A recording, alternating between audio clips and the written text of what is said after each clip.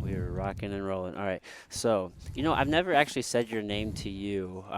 So I never know if I'm actually saying it correctly because we always mess things up. It's Rodrigo Vaghi. Is there actually a G sound there? Is it Vaghi or is it Vahi? No, Vaghi. Vaghi? Vaghi. It Yeah. is Vaghi. Yeah. Okay. All right. Because really it's Italian name, but even in Brazil, everybody has problem with the pronunciation. Like same thing. Like nobody can say my name there. Oh, for real? So I'm like, I feel like, okay, I don't fit here, I don't fit there. I think only if I go to Italy, the people will say Vaghi, Oh, exactly how it is. okay. So it's Italian. So Yes, so yes. your ancestors moved to Brazil Mm-hmm.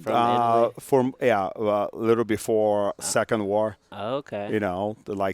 as the whole thing started building up with Oh. Mussolini and all of that, and my dad just born, so they decided to go to Brazil and register my dad in Brazil, Oh. so he wouldn't be exposed to all of that, and they'd be stuck in the middle of the Oh, whole thing. really? So yeah, Did you ever hear stories about that time from like your grandparents or your a little parents? bit, yes, a little bit. My grandfather was an opera singer, and he died when I still pretty young because he Mm. died in some stupid surgery. Oh, What's supposed to be a easy procedure like a at the routine. time Yeah. was 78, so he died like doing a stupid surgery. He had some complications, and You say 78? he was 76 Oh, for okay. it, but the year he died was 78. Oh, okay. Yeah. Okay. Yeah. It's hard to get surgery when you're older. Like Yes. we were just talking Yes. about. Like your body just doesn't recover the same. Totally. Totally. It's rough. It's rough. Yeah, yeah. So you started competing. I wanted to like jump in where we were like right where Uh we huh. were. You started competing judo at 6, Yes. and that was your first martial art. Yes. For my first martial arts, I What? used to swim and do judo. Okay, so what got you into judo? Like why that? My dad being always connect with martial arts.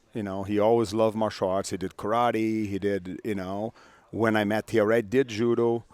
He had really good friends. My dad played volleyball, but on the volleyball, he played beach volleyball and play on the field, play for the Brazilian Olympic team too of volleyball. Uh-huh. But they used to all hang out together. So at the beach, later I went to find out that he used to hang out with Carson Gracie and all the guys, and the people of the Oh, volleyball used to hang out together. The okay. judo guys, they all used to be at the beach, so they all used to know each other, Mhm. and that's kind of how I started. And I believe that at the time he thought that was a good starting point for me, Mhm. and the first judo class that I had, it was a straight after kindergarten kind of a school studio. So I So go from the school straight to the judo, and my family got me later. So that okay. was to be. Okay. I did that whenever I was a kid, but it was for karate. Uh I huh. Uh think huh. karate was like the big American thing for like Yes. the Yes. longest Yes. time. Uh huh. Yeah, I would get picked up immediately after school. The studio was right next to the Uh school. huh. I would just go straight over. So how long did you do judo until you actually transitioned into jujitsu? But I did judo all the way to 16 to 17. Okay. Then as I got introduced to jiu-jitsu, there was in the reality a friend of mine who used to train with Rickson Gracie. I was very competitive, did very well in judo. Never got to international or anything, but inside of the Brazil competitions, I was, very successful, win state championship, things like that. And then uh, this friend of mine started showing me some movements of jiu-jitsu, Uh-huh. and I got really curious about it. And I told my dad, I said, "Oh, well, uh, João, this friend of mine, showed me some movements, and I would love to know more about jiu-jitsu. Do you know anybody?" And my dad said, "Yes, I'm really good friends with Master Elio, Oh wow. and I know Carson and everything. Where do you want to go?" And at the time, Master Elio used to have his school underground of a rowing stadium. It used to be really a kind of like look like those old traditional boxing gyms in the Yeah. in the In, dark in the dungeon. alley. Yeah, in the dungeon, exactly like that. And then he said, "Oh, I can take you there." And I said, "Okay." And he took me there. I did a class, and in some way, I got uh, you know beat up. Because I really, on my age at the time in judo, I was just crossing over everybody, you Yeah. know. So you're state champion. You won. Yeah, You've been. How long? So when did you actually have your first judo competition? Like, were I you? think they started like here. You start with the smaller competitions of judo. Yeah. There you go, and they run in the city and Hmm. things like that. And that's where I started, you Right. know. You were six though. So did you Yeah. train? Did you start competing at six as well? Yes, yes. Okay. They start very For early, the the very start. competitions. Okay. Yeah, you know, Yeah. and So I mean, you're a decade into competing at that yeah, point. yeah. Yeah. So that I have great memories for it. Uh You huh. know, I transitioned to better instructors. You Hmm. know, that was the biggest difference. The I don't think the person that I started with was a very recognizable like name in judo. Yeah. Was a good teacher, but and then I went to as young. I transitioned to George Medi, who is a very famous uh, judo instructor, who is another friend of my dad. Okay. But he was very traditional. He lived in Japan and was a Japanese champion, even if he was descendant of French and he was part Brazilian, and he went to live there. So I trained with him. It was a whole shift of mentality Yeah. because he was like Japanese mentality. Hmm. He will not cut slack because you were a kid or whatever. And it was a great experience. And in the end of my experience with judo, I switched to Flamengo. That is the club that is a soccer club, but Okay. have many sport activities inside. And I went to a master that was the master there. That was Sensei De Luca. Okay. That was the time, and then ended up later on being a teacher for many of the jiu-jitsu guys like Royler Gracie and things like that. Oh. So a lot of those guys through the years start crossing from jiu-jitsu to judo to perfect on competitions and maybe got that advantage of having a throw and things like that. So Right. Yeah. Because I mean, they definitely complement each yes, other. totally, totally, Yeah. totally. So I mean, like you're throwing out some of these names, and some people may not know them, but like you're there around like the origins of like jujitsu and like in judo, and essentially, I mean, just some of the biggest names that there is, and like at the time, like how does that register? You know what I mean? Like the time that you're in, like it's a very special time and place. Yes. You know what I mean? Like did you and I wouldn't imagine, but like at the time, did you understand kind of like the people that you were learning from and like how like No, no, special it not was? really. Sure, I had a huge admiration. I still, independent of what it is jiu-jitsu today, Yeah. I had it. I had it at the time, and I always have the admiration for all of the ones who are in my path because I not only create a friendship, but really admiration for the person they were, even towards me on the mats and outside of the mats. Yeah. You know, but I think I sometimes I really stop to think and have that really to really think about and appreciate it Yeah. as much as at the time looks normal for me Right. how special it was Yeah, you know I think today it's easier because you can almost really trace like your lineages. So, like for us guys around here, like we're super fortunate because it's like we know your lineage to Hickson to Elio, and and knowing the history, you can really take that time to like, oh man, like you can be super proud of your lineage. But when it's the very beginning like that, and obviously there's a lot of like honor and respect and like paying, like you said, paying tribute to the people that are teaching you and the people that come before. hmm Um, but I feel like today it's almost easier because we all already kind of have that understanding of like what everybody went through and how it's evolved till today. yes, and I think a lot it gets easier to recruit even more people because jiu-jitsu now Just so much has that big. status and all Yeah. that. When I started, jiu-jitsu used to be kind of like, oh my gosh, you're doing jiu-jitsu. Yeah. And the large majority of people, as much jiu-jitsu was, really start everything, the movement start in Rio and then spread all over Brazil. But nobody really, judo was the biggest thing. Judo is really big in Brazil. Okay. Brazil is very successful in, winning worlds and a couple guys win worlds or Olympic gold medals. And so judo has a huge, and even karate, because we've been very fortunate in martial arts in Brazil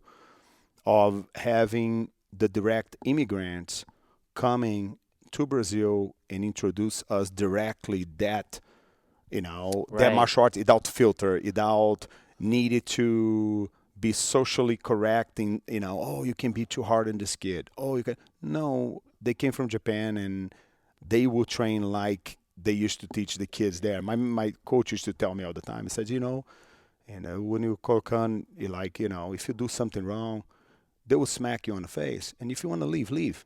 Yeah. You have a line of people waiting outside to have the privilege of being part of being picked to train there. So that was kind of his mentality. He had to know the people there who trained with him had an absurd amount of loyalty and understand how good he always was. But the large majority of people would never fit in. The With that. system was so grueling, like Yeah. in the intensity in class, in the workouts, in the way he used to direct to us, as Yeah. Like it wouldn't work today, huh? Mm, oh, let's put it that if it was here, we would have a lot of lawsuits. Oh man. Yeah, but I mean that's just the time. That just speaks of it. So how long were you in that system for? So I was there all the way to purple, getting close to brown, Oh and yeah. then I started going to Flamengo. Okay. Now how much different was like the jujitsu structure compared to that structure? Well, the jiu-jitsu instructor that I started was very different even from today. Okay. The and I consider that I was very privileged on it because the structures of the class were very long.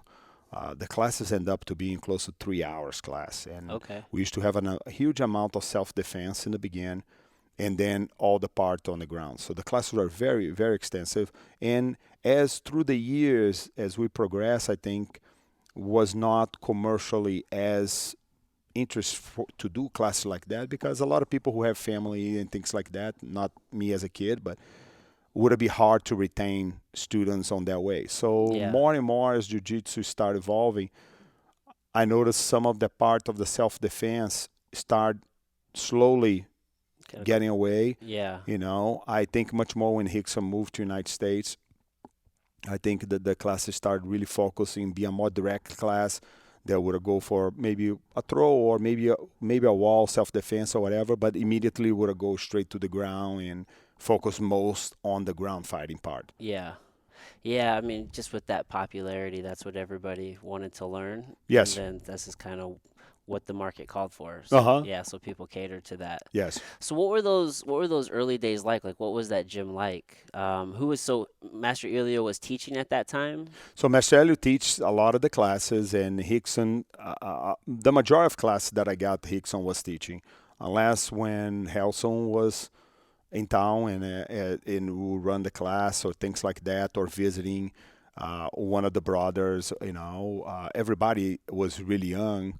I was coming from white to yellow, and Hoyler, Hoyes, all the brothers were probably like blue belt to purple and things Yeah. like that, and but they already teaching us as the kids class, and I have an amazing memories. I have really amazing memories. But Hickson was the the the call on it, and Mastrell used to sit on the little chair a lot of times in the corner Yeah. of the room and observe, and sometimes put the gi and come into the mats and make the calls and things that he thought there he didn't like it, or a technique that was probably something that he didn't agree, or Yeah. if we do something wrong, he used to pull us to the side and say, hey, why are you doing this, or why are you doing that? Hmm. Let me show you, and that was a very privileged Yeah. time on it. For him to take that Yeah, time. so it was incredible. Right. Now, did I remember, I think I read something saying like he wasn't really a fan of the belt system and that for the longest time that he just wore a blue belt. Yeah, I when I started, You have any memories of that? the already had the belt system, Okay. So I think Marcelo in the end was a little maybe disappointed with how the progress of maybe the belts were going. And because my time was Marcelo used to be the jiu-jitsu used to be very direct. I remember couple of my friends who were ahead of me and won the black, got a black belt and things like that. Master used to do Dudu. That is a great friend of mine who used to train with Rickson. Was one of my good friends that used to be Rickson's best student, Marcelo Bering, who unfortunately died. Is somebody that I really have dear in my heart. And some of those guys were like, as good as they were in training. Master used to, I remember Dudu when he won, he said, hey, you go to the competition as black belt. If you win, you can keep it. Oh, So it was, and he won the whole thing. yeah. So, but that's what it was. The belt system used to be much tougher, Yeah. much tougher, much tougher. Like tougher to get To progress. get promoted, you could be winning everything. I remember in blue belt, I was for sure was one of the belts that I not only compete the most, but I was very successful in everything that I was competing, and probably was one of my longest belts. Yeah. It's like, so it's kind of ironic, And then Mastrelli promoted me to purple, and then from then on, I think Rickson was in Brazil and had Hoyler, Hoker. Then I got the brown, and then later on the black. So Okay. So how long, and not that time really matters, but what was that length for you, from if I put the time, because I think one of the tricky parts in jiu-jitsu is that everybody count from the time they started hmm and not the time they are active. Right. That's so You true. understand what I'm saying? The Yeah. guy's like, oh man, I've been doing jiu-jitsu for 20 years. No, you've been in class 10 years. Right. But you think it's like a country club that you punch the card and that the clock start ticking the day you started. No. No. If you don't show up for a year, that year doesn't count. No. Yeah. You'll lose it. Yeah, You really do. so Yeah. I have even people that I got in kind of a not arguments, but really in conversations about that, because I said, like I went to the military. So, and I have, between injuries, collarbone broken and foot and all of Right. that, I got eliminated at least 3 to 3.5 years of the period of time there hmm that I got my blue belt, that I was probably, 16 going to 17. Yeah. And my time that I got my black belt, that was 25. Okay. Yeah. So, I mean, yeah, because when the body's recovering, I mean, you're not Yeah, training. you're not training. So there's no reason for me to tell that if I'm not coming to the school and not training, Yeah. or that's still counting as time that I'm doing jiu-jitsu. I disagree with that. Yeah. Yeah. What about those guys who just like come and just watch class? You Does that have count? that, Does that count for something? Yeah, yeah, I exactly, don't know if it exactly, does or exactly. not. No, on my time, it didn't. I Yeah. knew they have some guys who maybe because of their position. What I admire is that it doesn't matter how hard you work, and doesn't matter if you're the top competitor. Like I have many friends of mine that are so successful, and or the average guy who competes sometimes, or the guy who never compete. But everybody was forced to put a huge amount of dedication and time Yeah. into the learning process. I Yeah. don't care if it was the guy who does privates or whatever. I did very few that I had opportunity to do with Rickson. God knows, like at the time, if I knew it, I would have done it like once every day, Yeah. because it was not, like. But at the time, it was not, hey, I'm doing once a week with Rickson, and then he came to the United States, and I stopped doing with him. But it's but even with them, they still require a huge amount of dedication. Yeah. They would have rolled with the instructor if it was Harley teaching or Hooker teaching. They would do the technique, and then the instructor will push them in the end, roll a little bit, see where they're at. So still require, all Yeah. this dedication, because I think that's the biggest thing Yeah. today. Yeah, and especially and I don't know, it seems like they're even like on as like professors and instructors, they're very like active and involved with it seems like the students and, Hmm. and constantly kind of monitoring their progress. Now with the way like jujitsu's kind of gone, it's very like sport jujitsu. You have like a lot of guys that will like they'll just kind of like train jujitsu and like competition may not even be like a part of it and they just like just the art of just like learning all the different aspects and Hmm. training. Were there a lot of guys like that back in the day? Was that a thing to where people just did jujitsu, with never like any intention of ever like competing or using it? No, I think everybody. I think the aspect at the time much more because we had an extensive part of self-defense. Right. Everybody would do it in the case of, hey, I'm feeling more confident. Yeah. And I think as you get into it and you start rolling and start getting confident, hey, maybe I would try the competition. Yeah.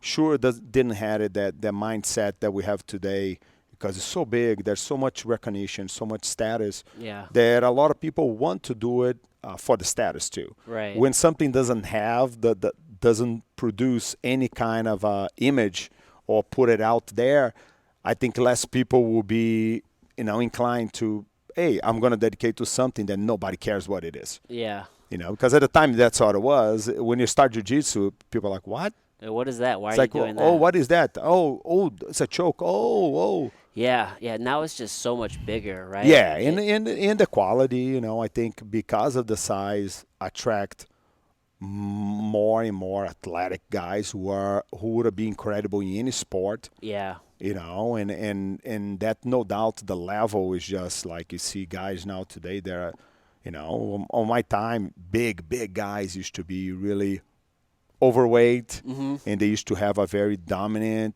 slow game and things like that. And you watch today these heavyweights. Oh my gosh, those guys move faster. Yeah, than man. Totally different athletes today. incredible, Holy cow. incredible. Have you seen this kid, Gordon Ryan? Yes. He is amazing. Yeah, he's amazing, and I think has a lot that how Renzo create the things into the school now. There, I admire so much as somebody that I always look up to. And Renzo is not only as a mentor or instructor, but as a friend, and the way that he teaches and all that. He's incredible. So Yeah.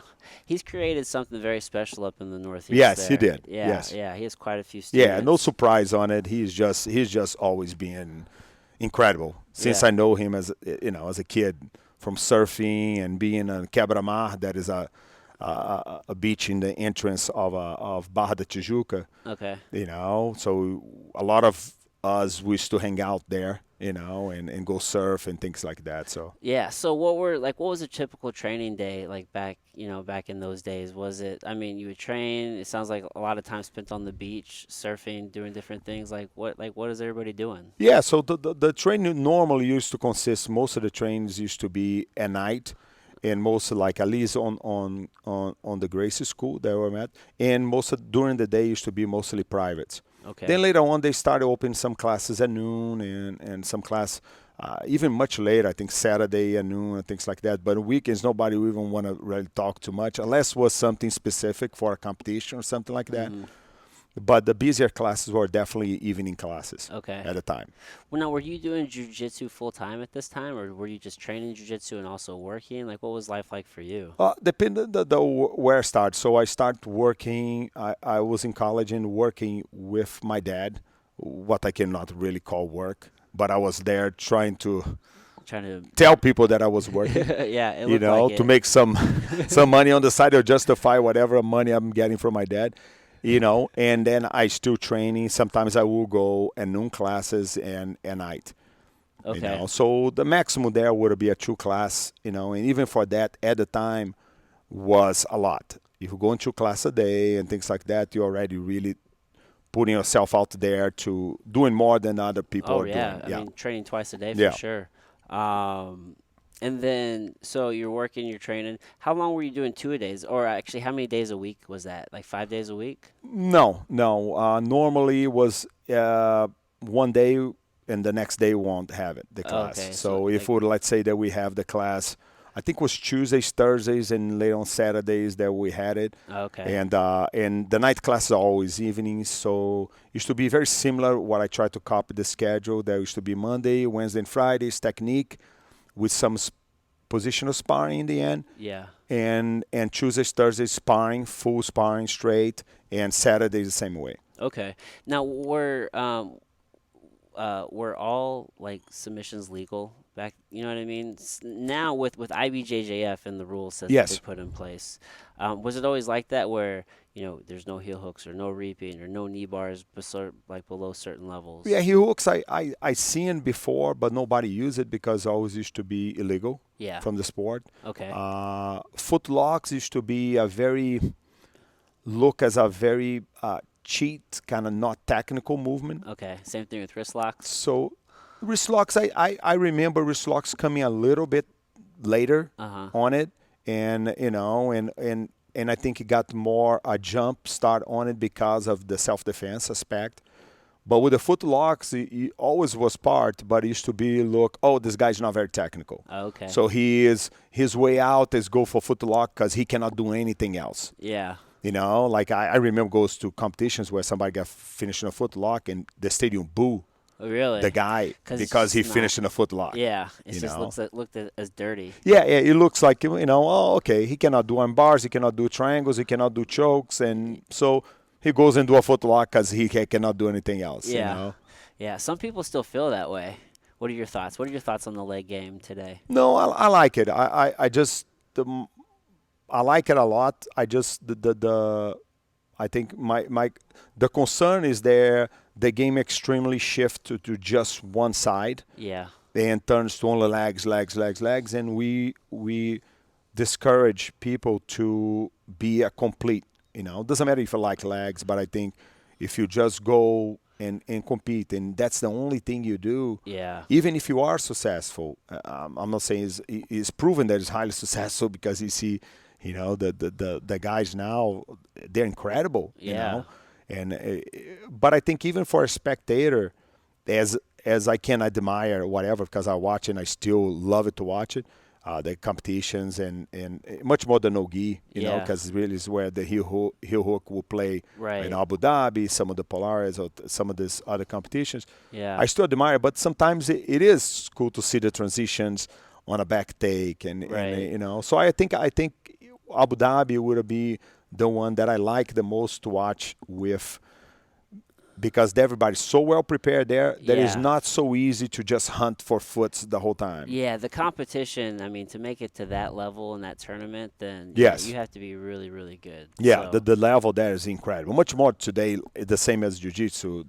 The yeah. guys going in are incredible. Yeah, but yeah, I mean, it is real easy to get just singular minded to where you only focus on one thing, and you definitely want to keep like a whole picture with your Yes. jujitsu and not get stuck on one thing. You do see that a lot. Yeah, and I can understand because it is different. Like I tell the guys here, if you're training with somebody, or if you're not used to training with someone who's constantly hunting your foot and looking for positions, you're going to pay the price in the beginning because you need to train with somebody with that mindset Yeah, to get used to that game. it Because if you helps. go and you're doing normal jiu-jitsu and now you go into a place to train and the main thing with everybody there is just transition from one to the next, to the heel hook, to the foot, to this, and you're not used to that, Yeah. you're going to feel like, man, am I a white belt again? Yeah, it's a whole nother Yes, level. yes. I went to Austin, Texas, and competed, and it's a very big 10th Planet Jiu-Jitsu Uh-huh, scene uh-huh. down there. So lots of legs, a lot of no-gi, and just this. I think it was in March, and I went with a guy, and just the whole time he was just searching for a knee bar, just the entire time. So there are definitely people out there, even if it's not a part of your main game. It definitely helps to at least to have seen it and trained it a little bit, so you know how to at least the very minimum like defend it. Yes, being able to recognize and anticipate a little, be a Yeah. little bit ahead of. Yeah, yeah. So, what are your thoughts on kind of there's like this emerging scene in jiu-jitsu of the like the submission only as opposed like no points submission only a little bit longer rounds like have you seen these Yeah. like the EBI usually formats Uh-huh. like what are your thoughts on those like do you have a preference or like if you had to choose between like the IBJJF like the point system or like the longer rounds and like no points and submission only. I like the where IBJJF is taking. I think or originally, I think sometimes WJJF is just not, and is a hard criticism because it's not easy. Yeah. Is the sport progressed so quickly, and would have needed a group of people to stay. I know Rickson is always trying to, always been that way because when we start competitions, when I compete, we didn't really keep a track of the points. Okay. Used to be like we're going after submission and not submitting each other used to be a consequence of both being in an even level or a good match or whatever. And then in the end, you kind of start getting a little conscious of what it was and have the flags on the table where they will raise to who had the more points or who the referees would thought was the best in the match. Yeah. But, you didn't have the monitor, you didn't have all that. That I understand helps, but in some way that helps the guy to stall you. Yeah. Or because he's looking, some of the guys are excellent and they're looking and seeing the time. Oh, I have 2 points. So even if I take a warning and take a negative point, I still ahead. So I'll take whatever. Yeah, they start playing the So I think system. that the challenge with all of that is to how you're going to make the sport to be aggressive and that. And I would have loved it too if they really be able to bring Rickson, because Rickson has such a vision for it. Even in IBJJF, he would be able to implement that vision, and they would utilize him as hey, what do you think here? Okay, let's cut this position off and penalize this guy because he's being 50-50 for 5 minutes. Yeah. And then or some limitation that if you are in control of a position, you can only hold that position or make something happen for 15 seconds, something like that. Yeah. They will force you to, okay, I got it, but I got to evolve immediately, And I know you have with basic positions like cross-side and things like that, but have a lot of more complicated positions with lapels and things like that. It's forever. It really is. Yeah. I mean, if they use your lapel against you, or like you said, the 50-50 position. Yes. I got stuck in a 50-50 position, and the guy was just cranking and cranking, but it's like you're not doing anything. We're just like stuck here right now. So if there was something like in place to like limit those positions. Yeah, I like more the idea that we would be fighting to submit each other. Yeah. And if that doesn't happen, hey, let's see what happened. Who fought and who had more dominant positions, okay? Yeah. Or who had more attempts of submission, whatever. But I think the submission should be the most important. I think that's the fun of getting to the end of the game is what we trying to achieve. Right. Yeah. I mean, to get somebody to tap out, right? So Yes. So what are your thoughts on? So is it very important to you to get the takedown, or like are you? Because some people like to make fun of people who pull guard. Like, what are your thoughts on people who pull guard, or like is that acceptable to you, or like is it better just to be on top in a more dominant position? I think it's acceptable, but if it's a choice that you're avoiding something, I think it should be penalized. So I think if I decided to pull guard and I believe that my guard is that aggressive and really can make a difference, I will take 2 negative points. Oh, yeah. I mean, because if you cannot do stand up, or you decide to do stand up and take a risk of losing those same 2 points, but maybe not falling into the guard that you wanted. Yeah. But I think should I have, even if it's a minus 1 point or something there, but okay, if you pull in guard, you taking the responsibility of being the aggressive into the game, Yeah. because you're doing something that you're avoiding. So why not? I think I believe that. I don't like to pull guard, and I know so many guys that are amazing on it. But I think if you are avoiding a situation, you should be penalized in some way. 1 point or maybe 2 points maybe won't make a lot of sense because that will be the equivalent of the takedown. But at least a negative point. Yeah. That now I can go here for an advantage. I gotta you have to do something. Sweep or submit or do something from there. So yeah, no, that makes sense. Because I've found that, like, the more that I've kind of discovered my game, that I feel more dangerous from my back. Like, I feel like I'm going to sweep you or I'm going to submit you. I'm going to keep you, like, I'm going to put you in a very dangerous spot. I feel very confident in that. So I would be willing to take a negative 1 point to sit on my butt and, like, get my foot in your hip and start working like my game.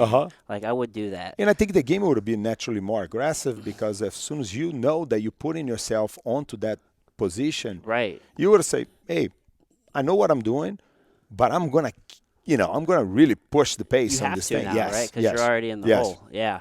So you better be confident in your guard at that point. Totally. Yeah. I like that.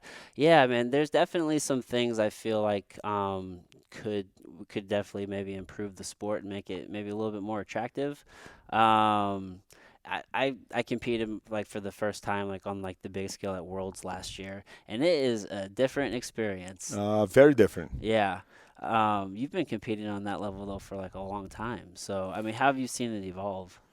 I evolve a lot because of much more the transition coming to United States because of not only this part of growing to the athletes and bringing more people, so naturally, but with the fact of coming to United States, with the fact of having the transition of wrestling, not so much in judo, but in the wrestlers and things like that, where you face more in Brazil, you face a lot of half guard guys and very technical and things like that.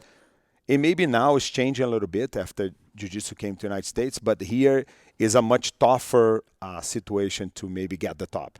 Yeah. You're probably going to find a more resistance or bigger resistance in the higher percentage of your division, Yeah. and you see more balanced guys that are top bottom guys. They Hmm. can do, this guy's too good for me on the top, and then maybe I'm going to go to the bottom, But Yeah. I think that if I would have see it, would be the biggest.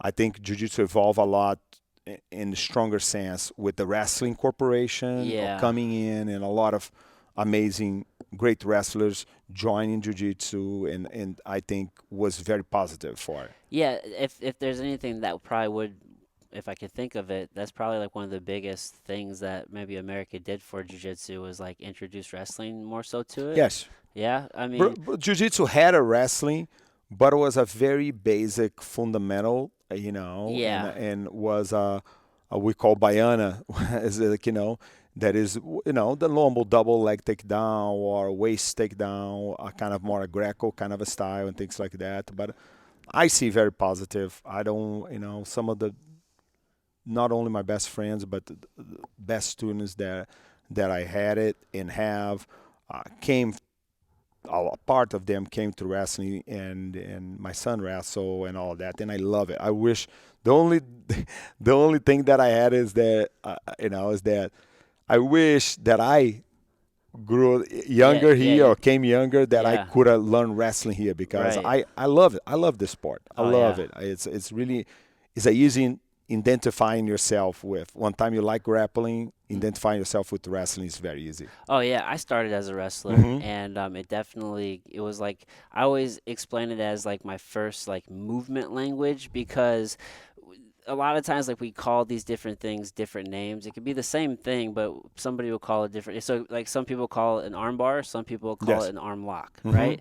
But it's the same thing. Yeah. And so I always relate things to like wrestling terms in my mind, and it's a very natural transition just to go into jujitsu. And even now, I've been coaching kids jujitsu now with Tracy for Yes. just over 2 years, and you're seeing these kids go into wrestling, and like now jujitsu is having a direct effect on like high school wrestling across the Hmm. country Hmm. because you just have this different feel for grappling and angles and a different way to control the hips, and it's like changing that whole scene now. Yes, I had many kids who came out from never wrestling before. We had a couple here, and other kids younger, depend of the age there, but they transitioned to wrestling, and they got like, where did you wrestle before? I said, I never wrestled before. I did jiu-jitsu. Right. And it's like, oh my gosh, you like, Yeah.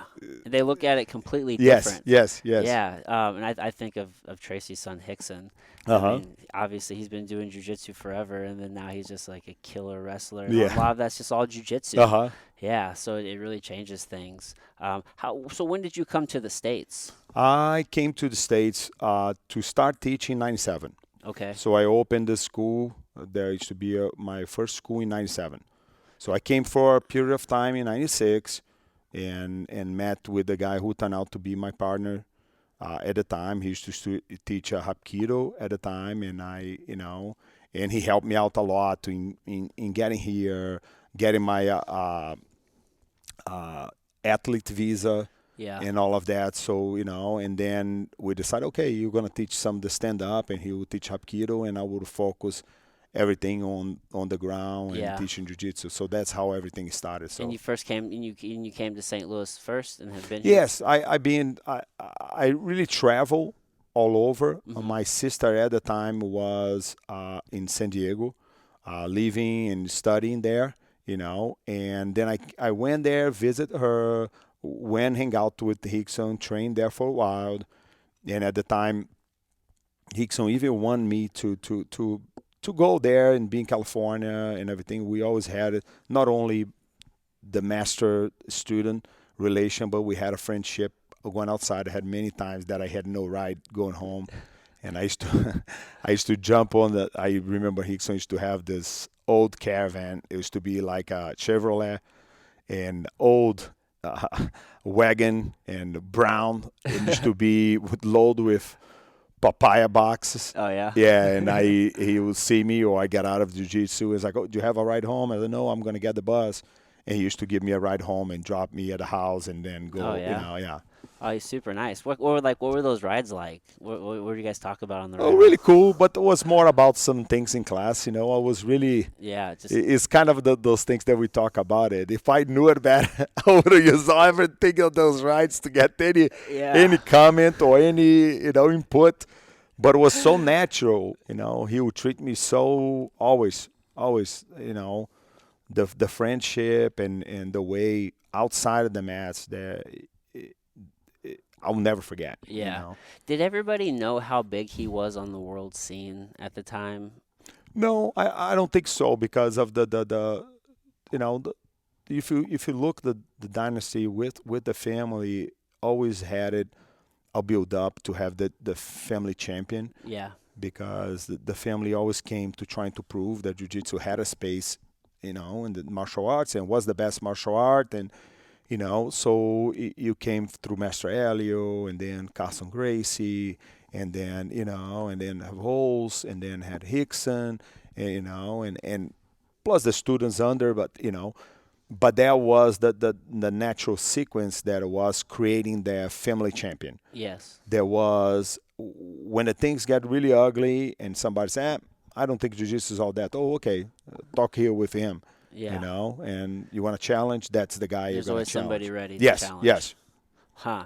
So, and this is before anybody kind of had the idea of any sort of like sport of it. This is just be like out of just pride.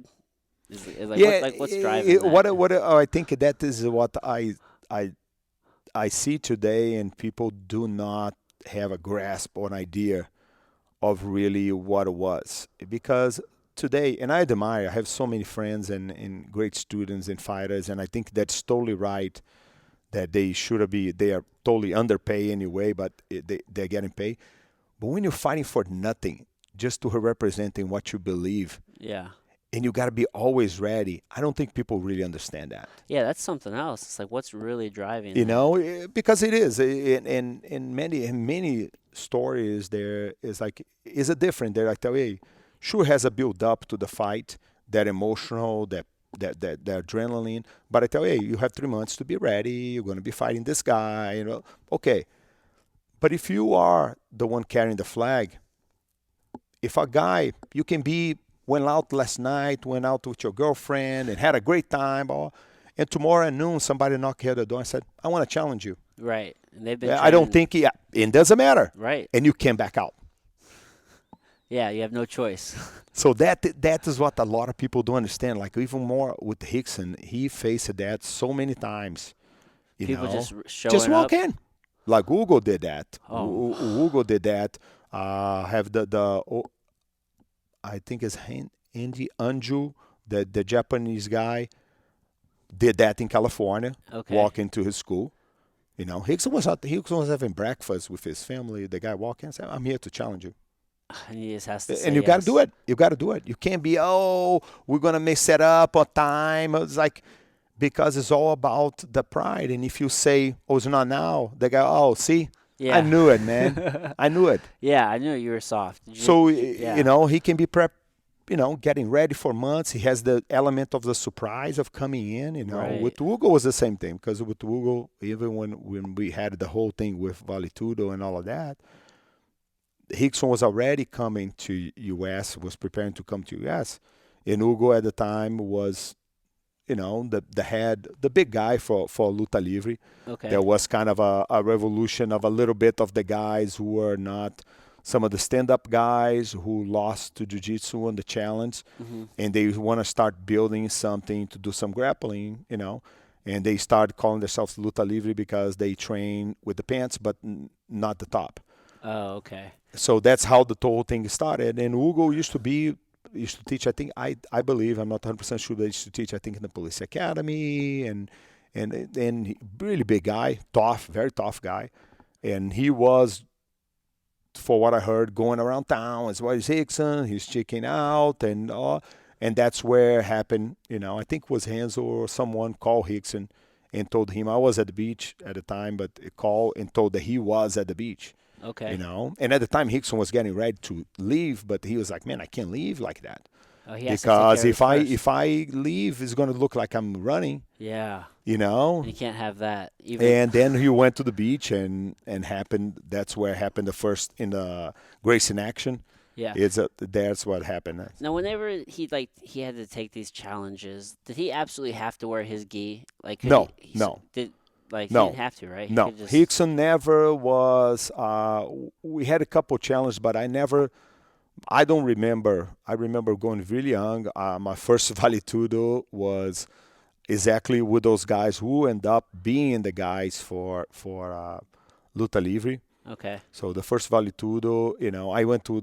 I remember at the time, not only my dad had a great relation because we had a house in the mountains close to Master Ellio's house. That's how my dad, even if Master Elio was much older than my dad, that's how my dad knew it Yeah. is from having the house closed. Neighbors. Yeah, and my grandmother used to be, my gosh, don't hang out with those crazy kids. They're It's like, rough, huh? because my dad had said at the time he wanted to learn jiu-jitsu, and my grandmother was like, no way, you crazy.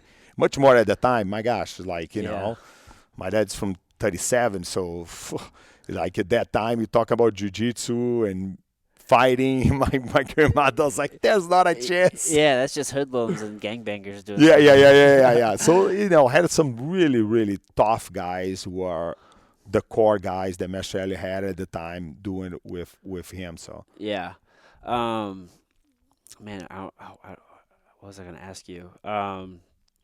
So, like during that time, like when, oh, I know what I want to ask you.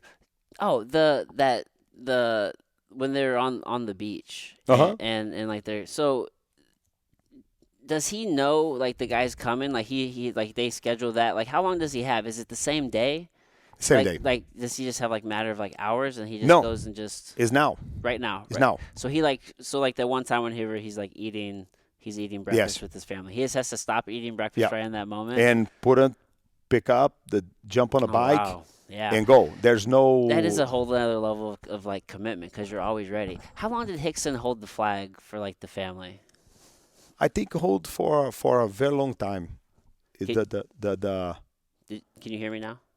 Yeah, it's now I can. Okay. Now I'm back. I can hear my voice back again. Okay, I bumped it. Yeah. Right. So the reality is there. Like even on the beach and things like that. On the beach, the first time that he fought Hugo was that kind of a situation. Somebody knew it that Hugo was telling Yeah. around town that he want to face Rickson and this and that, and Rickson didn't want to face, and then somebody called and told, and Rickson went to the beach, Yeah. and then he came to him and asked, "Oh, you are the Yeah. guy who's been talking and all that," and he said yes. And if you're watching the video, Rickson smack Yeah. him, and everybody was already hyped up. I don't think And I've seen the video. you never seen the video? No, I It's need in to. Grace in Action. If you watch the Grace in Action 1 and 2, Okay. they have the whole scene. It's kind of a little bit confused, but you will see it. And Rickson came and I need to check it out. smack. Yeah. I watched Choke. That was a great documentary. Yes, it's great. Were you around during that time? Yeah, I was. He, that was the time that he started. They decided to move to look forward to expand jiu-jitsu outside of Brazil. Yeah. So Yeah, I just didn't know if like you were like I guess meant more so like were you like there for like the filming like because I remember there's a few no, it's there's a not. Most of okay the filming was done. I know there's a If you few, look a lot in Japan, yeah I so just know there's like Hodgson was one or two alive. scenes like at the Yes, yes, actual yes, school. yeah.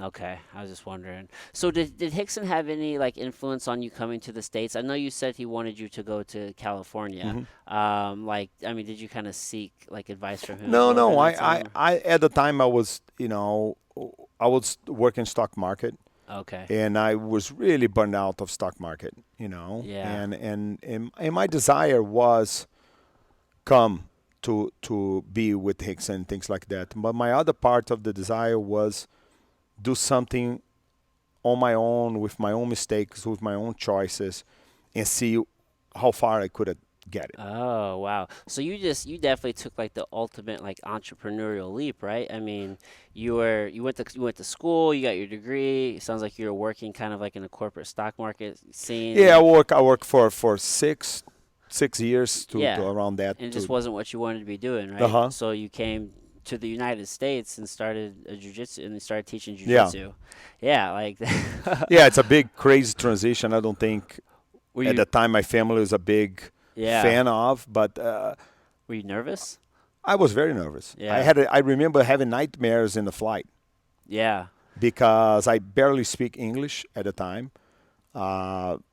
Very basic, more asking for food or buy something, but I really didn't. So I'm kind of imagining myself resolving problems of the day by day stuff, Yeah. and but make me grow a lot. Like I think sometimes people don't realize how difficult it is, like even for the most basic things, getting an argument on the phone because your bill was a little higher or something, and the other person from the other side starts speaking really fast, and you're like, "Whoa!" Yeah. Boom, hang up, and okay, I gotta prepare myself and call back again. It's Yeah. like, Because you're like thinking, what do those words mean? oh, and more the person thinks that you really know the language, they will naturally pick it up and start speaking faster, or they will they will shift from a subject that is maybe related what you talking about it, but then you lost totally track what it was. I Yeah. remember being I tell my kids that there used to be the funniest thing is those automatic that you gotta press one for this or press two for that, and I used to press zero 50 times so I can hear again what choice I need to make it. Yeah. So I was like, press one for this, press two for that. I was like, I didn't got anything.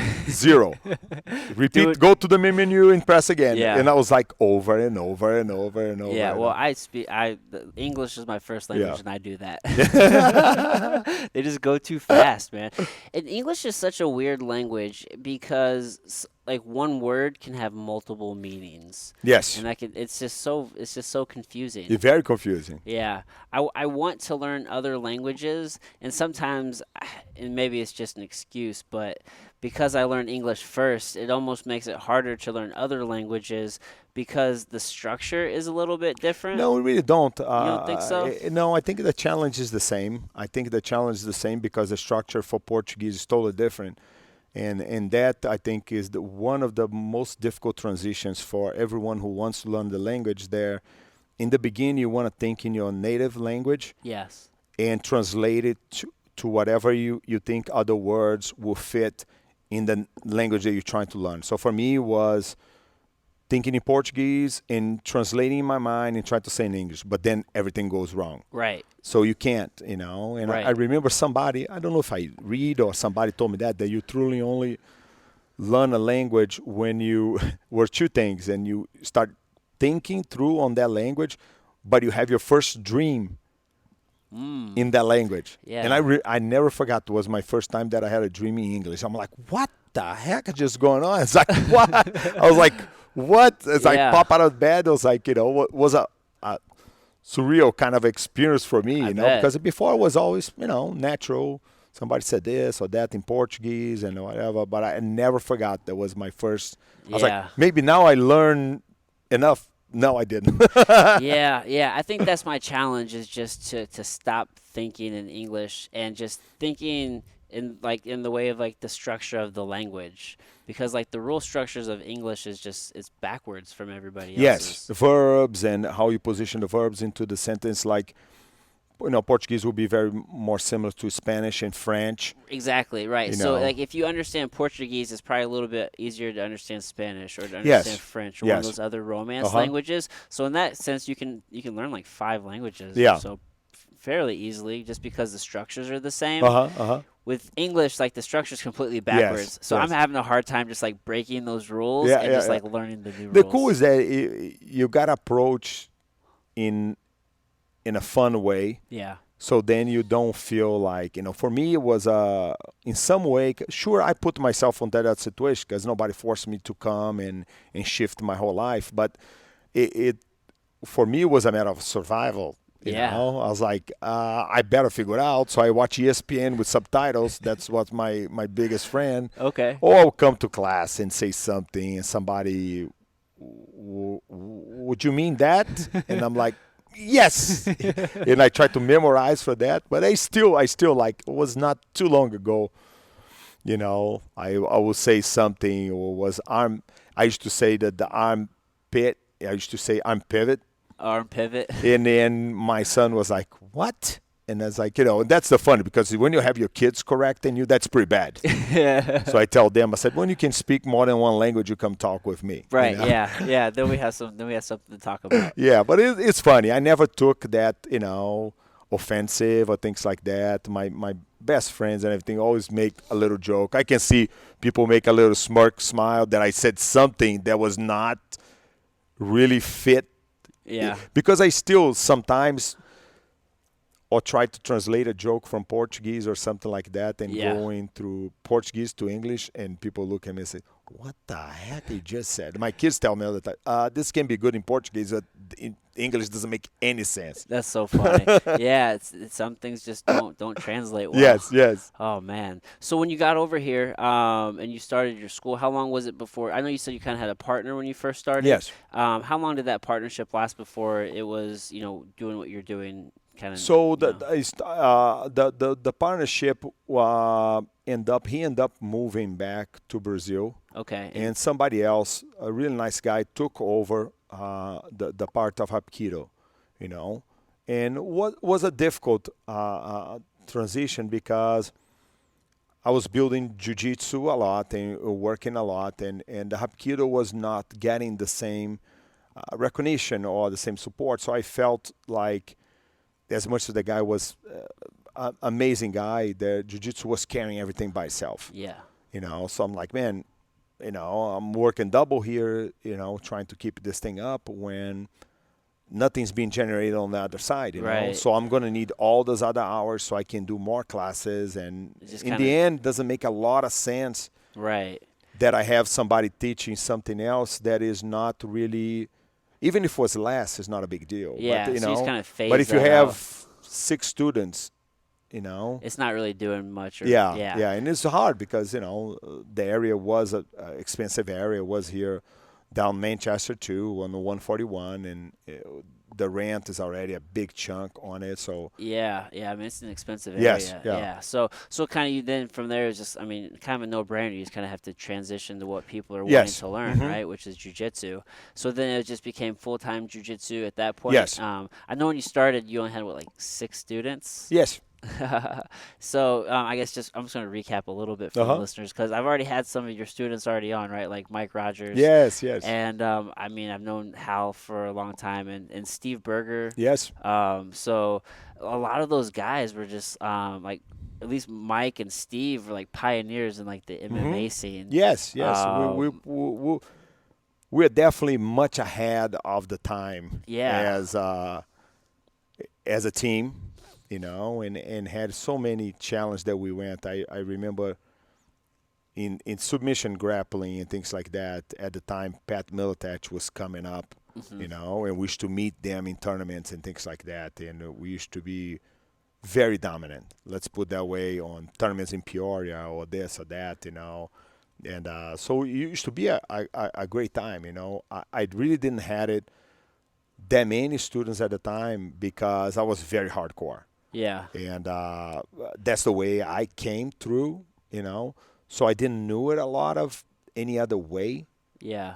I think everybody needs to be pushed, but I was not giving a lot of choice for the guy if he want to get pushed. Let's put that way. Kind of like your original judo instructor. Yeah, yeah, Yeah. Well, and then it is because the life it is there. You will do that, and people will just they will not directly tell you that, oh, that's too much for me, or they will just tell you, oh, I have a problem, my wife said this or whatever, and they yeah. go around and just quit. So I think that was the biggest difference for me, because I think doing jiu-jitsu and growing through jiu-jitsu in a period that I didn't have as much responsibility was harder for me to understand guys who have family, guys who work all day, and giving them the same opportunity of working as hard, but earning too. Yeah. So I grew up with guys, that were, man, I'm going to go to college or whatever, but I'm going to train really hard full time, and you don't have the responsibilities of having a kid Right. or Yeah. working all day. So I never really, when I shift that or start teaching, that was not something that was part of my thinking. Yeah. You Well, know. it's hard because you're not in that place in your Yes. life, right? Yes. So for You- me, it's everybody got to be a killer. It's like, what are you doing, man? Yeah, Like, yeah, yeah, yeah, either you're yeah. serious or you're Yeah, not. yeah. Yeah. So, I mean, that's definitely probably one of the transitions Uh-huh. over the years, right? So I don't. I regret and I don't regret. I think on the way, you're gonna miss some people that are really good as people, but I wouldn't have the group of killers that I had it. We used to got like Yeah. go to places and people like, oh God. Yeah. They used to look at us and there's 6 of us or whatever, any tournament or anything. Yeah. Was Todd Fox competing back Yes. then? So I only hear legends. yeah, so it was a pretty cool feeling. Yeah. Everybody was. You go to a tournament or you go to a fight or go to. It was their clan coming together. Yeah. Was there any other jujitsu in the city at the time? I Or think it had some sambo and things like that. And at the time when I came and I did my first seminar, had a little group of guys who used to have a school yeah. underground in Clayton.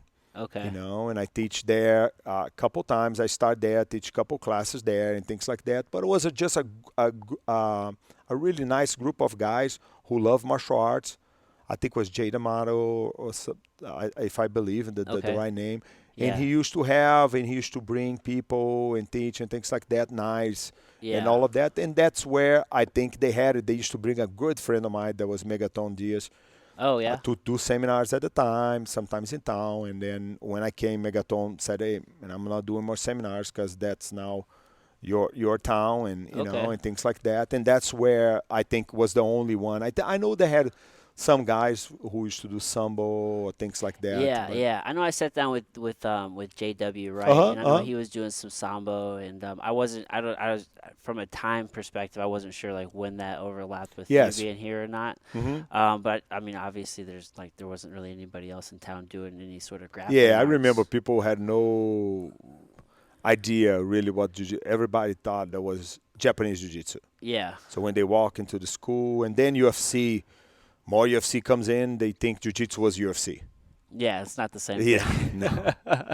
Totally. I used different. to deal with those crazy walk-ins. That was like, oh, I'm here to do UFC. I'm like, no, buddy. Yeah. Do you It's get? jiu-jitsu. Do It's you still get a jiu-jitsu. lot of that now, or do you get less? No, you get no. less of- Today is much mild. We had some crazy times through the years. We had some crazy visitors and Yeah. and a lot of stories that would take hours from people coming to challenge from me in the beginning. And then as the things go, they used to.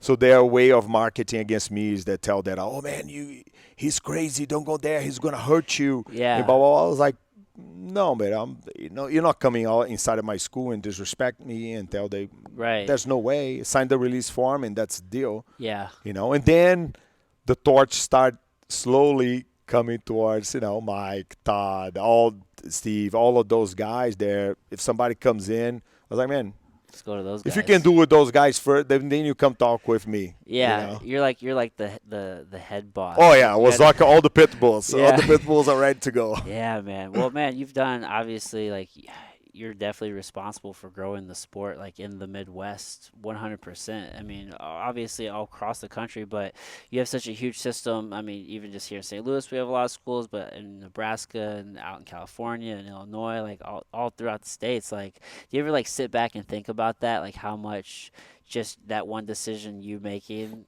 back in 97, 96, and now it's grown to this?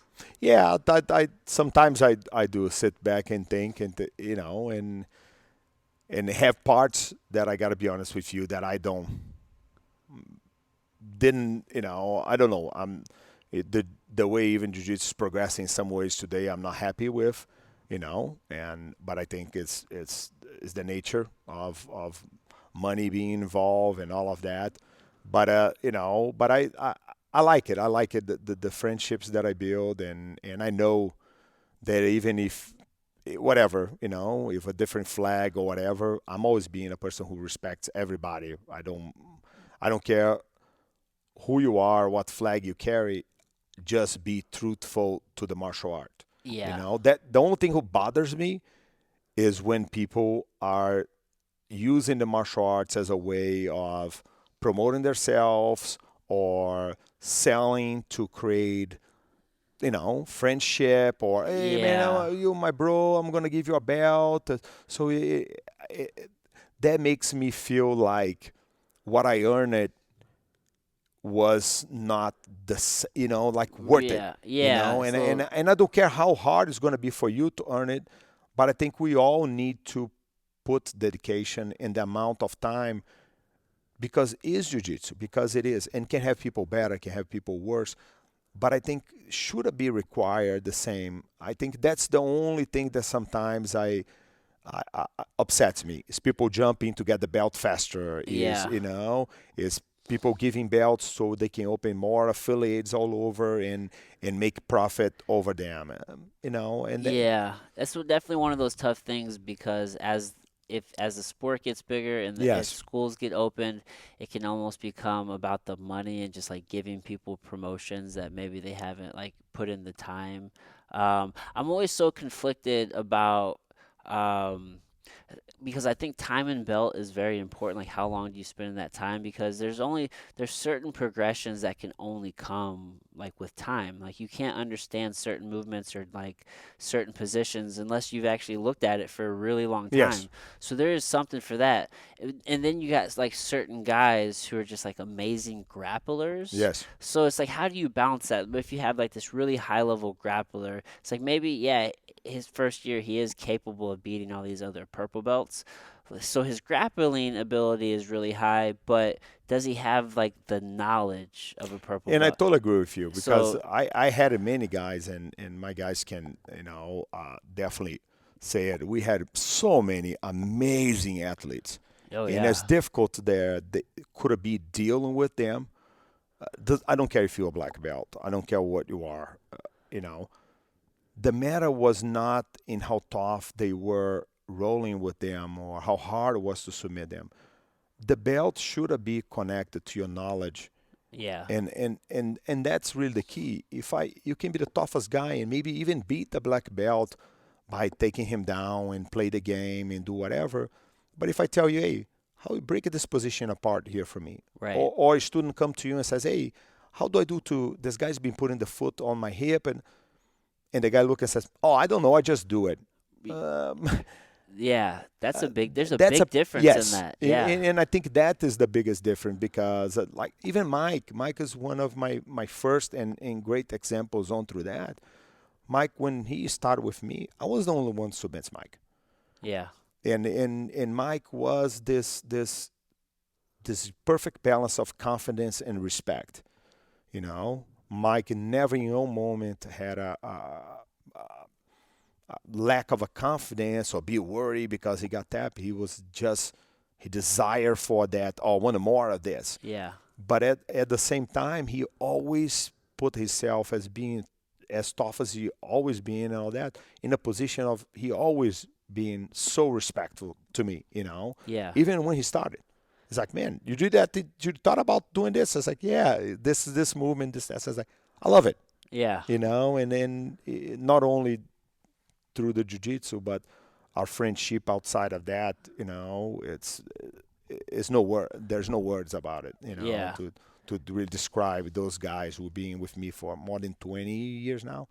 Yeah, I mean, at this stage in the game, you guys are all family. Yes, yes, and being it's incredible. It's a long journey, and you have disappointments on that journey. But when you look, the the most the nuclear of the center of all, I'm so happy with the people not only that I met, but the people that I have by my side, and I couldn't be happier. Yeah, it's definitely a great community. I love the jiu-jitsu community as a whole, but like Team Vaghi is very special. Like I think it was towards the end of last year, like all the black belts came in and there was Yes, some promotions, and you could just feel the energy in the room and just how it's just like a brotherhood and a family. And the guys, like you said, the guys that have stuck with you all those years, like all those black belts that are standing up there, yeah. it's a very special bond which you can really And see I and and I feel. I'm proud of that. That's one thing that I'm proud on it. I won't say that I started that anywhere around because I know they have people who thinks the same way. But I'm proud to say that I started now, and a lot of people jump on the boat of calling their family. Oh, this is my family. When I started, nobody martial arts used to be. I'm the sensei, or I'm this, and you that, and you be quiet, and you wipe the mat, and this that.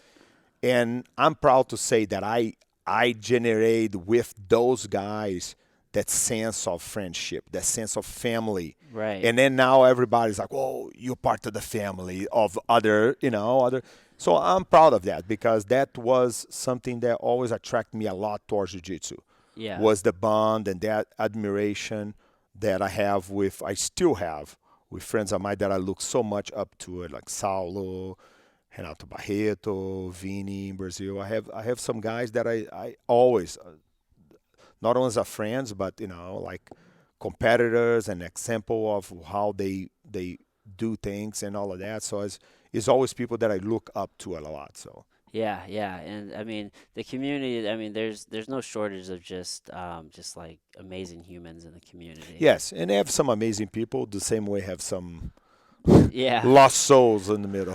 there are those as well. Yes, yes. Everything in between. So, well, Professor, I really appreciate you taking the time today. We'll wrap this up. I won't take any more of your time. I do want to leave like the floor to you. If there's just anything you want to, I don't know, maybe like promo. If you, I don't know if the gym has any sponsors, or just tell the folks how they can come train and check out the gym and look you up.